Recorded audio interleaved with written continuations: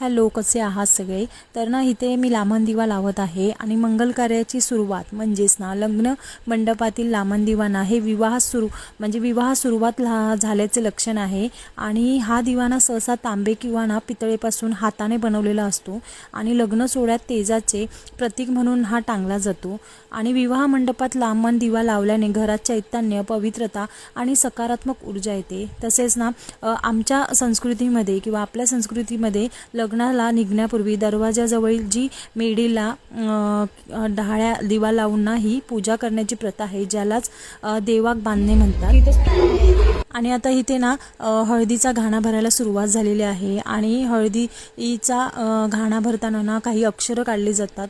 तर त्या अक्षरामधल्या ज्याचं अक्षरापासून सुरुवात होती ना तर ती हळद कुटतात। तर आता माझा आलेला होता, तर म्हटलं मी इथे हळद कुटत होती आणि माझी 2 नंबरची बहीण आहे, तिने पदराखाली घेतलेली आहे नवरीला, तर आई पदराखाली घेते अशी ही पद्धत आहे। आता ही हळद कुटली ना की ही हळद मग नवरीला त्या घाण्याला चढवली जाणार आणि मग हीच हळद आपण प्रत्येक वेळी जेव्हा हळद लावणार तेव्हा मिक्स करून मग ती घेतली जाते।